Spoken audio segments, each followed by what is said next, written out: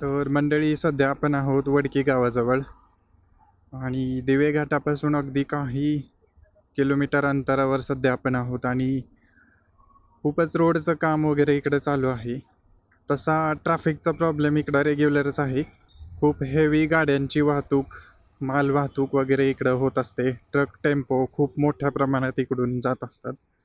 Road जरी रुंद असला तरी सुद्धा ट्रॅफिकचा रेग्युलर प्रॉब्लेम इकडं असतोच. बघू शकता रोडची अतिशय दुरावस्था आहे. इकडचं काम जे आहे ते खूप दिवसांपासून रखडलेलं आहे. रुंदीकरण करण्याची खूप गरज आहे. ते काम वर्षानुवर्ष झालेलेच नाही. खड्डे वगैरे ऑलरेडी आहेतच, ते देखील बुजवले नाहीत. त्याच्यामुळे पावसाळ्यामध्ये तर खूप ट्रॅफिक जे आहे त्याचा वेग खूप स्लो असतो.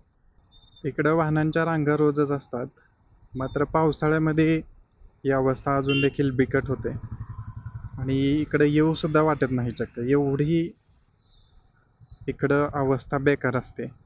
पावसाळ्यामध्ये दिवे घाट खूपच सुंदर दिसतो आणि ट्राय करूया आपण एरियल शॉट्स वगैरे घेण्याचा. सध्या पाऊस थोडा थांबलेला आहे, मात्र पाऊस जर परत आला तर आपल्याला नाईट घेता येणार. पण आपण पूर्ण प्रयत्न करूया एरियल शॉट्स पण घेण्याचा.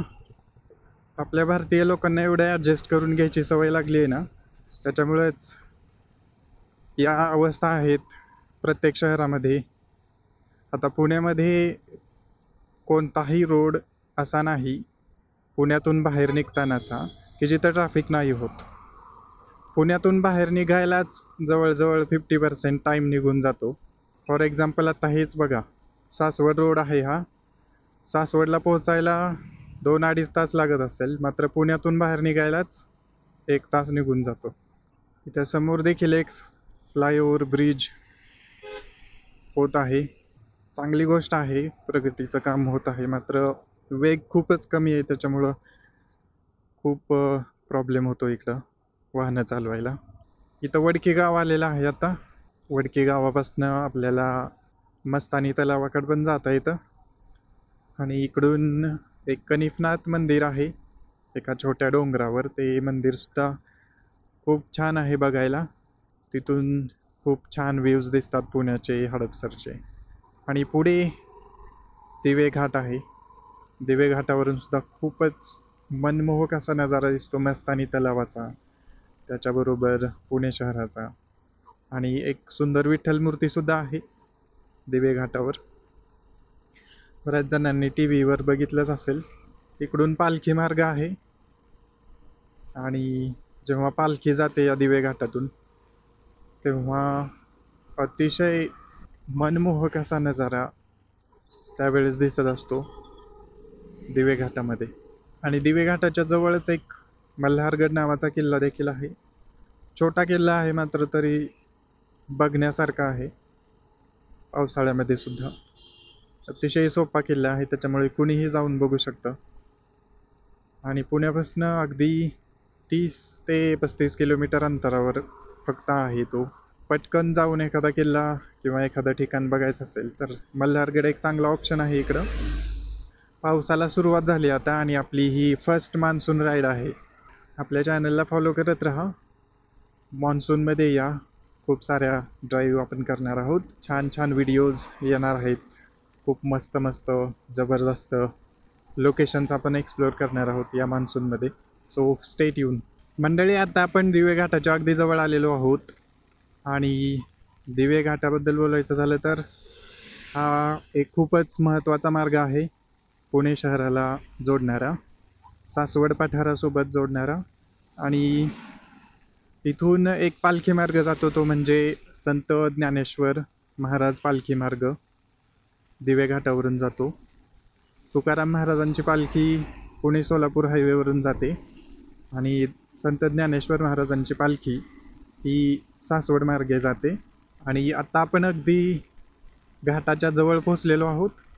पावसाला चांगली सुरुवात झालेली आहे, चांगला सडाका पडायला लागला आता. खूप मजा येते मान्सून राईड करायला, मात्र खूपच जबाबदारीने करावं लागतं आपल्याला. सेफ्टी महत्त्वाची आहे, सेफ्टीला नेहमी प्रायोरिटी दिली पाहिजे मान्सूनमध्ये कधीही. आणि पाऊस जसा जसा सुरू होतोय तसं ग्रीनरी वाढत जाते सगळीकडं. सगळ्या डोंगररांगा टेकड्या अगदी हिरव्यागार होतात. धबधबे वगैरे कोसळत असतात आणि हवेमध्ये थंडावा असतो. त्याच्यामुळे एअर क्वालिटी इंडेक्स देखील मस्त असतो. एअर पोल्युशन वगैरे अजिबात नसतं. कमी गर्दी असणं, अशी वेळ घातणं पण खूपच अवघड आहे. इकडे बघू शकता रुंदीकरण काम चालू आहे दिवे घाटाचं. हा आपला आधीचा ऑलरेडी जो दिवे घाट होता तो, आणि इकडे रुंदीकरण चालू आहे. खूप चांगली गोष्ट आहे, ज्याच्यामुळं प्रवासाचा जो अडथळा आहे, जेव्हा देखील ट्रॅफिक वगैरे असतं, तर तो अडथळा आता कमी होईल. आणि पालखी जेव्हा जाते तेव्हा तर खूप जाम असतो हा रोड, तर तेव्हा देखील खूप मदत होईल.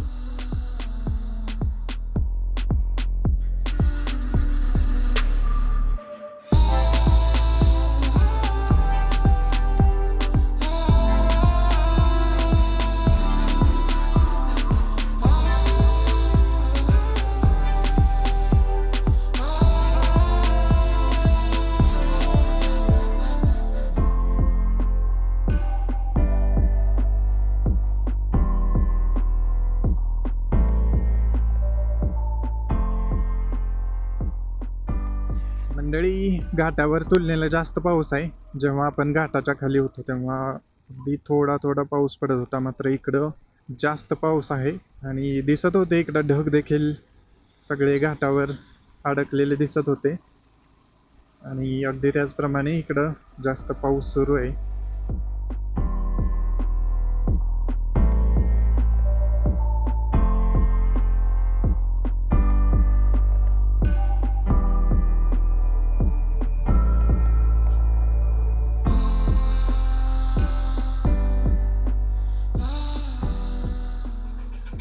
मस्त वाटतं इथं घाटावरून गाडी चालवायला, मात्र वेग मर्यादित ठेवणं खूप महत्त्वाचं आहे इकडं. जिथं जिथं टर्न असेल तिथं तर वेग कमी असलाच पाहिजे, कारण टर्न असेल तिथं ओव्हर स्पीड आणि ओव्हरटेकिंग दोन्ही गोष्टी आपण अजिबात नाही करू शकत. आता इकडं पुढं एक व्ह्यू पॉईंट आहे, मस्तानी तलावाचा व्ह्यू पॉईंट आहे इकडं पुढं. तलावाचा व्ह्यू वगैरे इकडून नाही दिसणार, आणि पाणी जेवढं वाहतंय त्याच्यावरून वाटतं की इकडं संततधार पाऊस सुरू आहे, म्हणजे सतत वेळेपासून इकडं पाऊस सुरू आहे. हे बघू शकता, रस्त्यावरून सुद्धा पाणी वाहतंय एकदम, आणि बाईक स्लिप होऊ शकतात. फोर व्हीलर वगैरे काय जाऊ शकतात आरामात, मात्र बाईकवाल्यांनी जास्त नाटकं करून नाही चालत अशा ठिकाणी. एकतर रस्त्यावरून पाणी वाहतंय, आणि स्पीडमध्ये टर्न वगैरे घ्यायचा प्रयत्न केला तर बाईक स्लिप होऊ शकते. त्याच्यामुळं खूप महत्त्वाचं आहे की अगदी कॉन्स्टंट स्पीडने घाट रस्ता आपल्याला पार करायचा आहे. खूप मजा येते काही लोकांना घाटामध्ये गाडी चालवायला, आणि स्पीडमध्ये चालवतात. ज्या गोष्टीसाठी आपण आलो होतो ती गोष्ट तर आहे, सध्या पाऊस पडतोय कंटिन्युअसली. मात्र एक गोष्ट आपली कदाचित नाही होणार, ती म्हणजे एरियल शॉट्स. ड्रोन आपण आणलेला आहे, मात्र एरियल शॉट्स घेण्याचे चिन्ह कमी दिसत आहेत.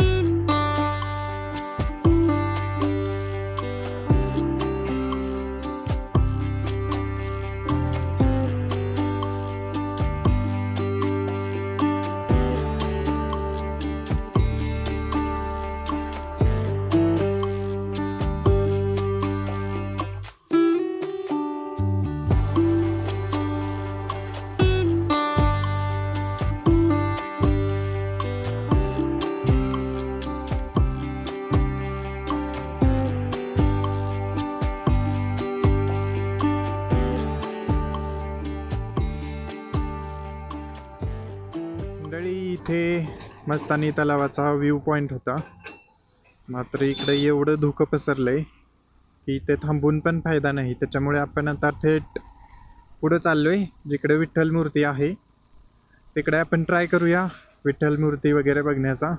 अजिबात समोरचं काहीच दिसत नाही, त्याच्यामुळे अगदी सावकाशपणे जातोय. डाव्या बाजूलाच विठ्ठल मूर्ती आहे, त्याच्यामुळे आता आपण इकडे थांबतोय. थोडंफार काहीतरी अल्पोपहार करून नंतर विठ्ठल मूर्ती आपण बघणार आहोत.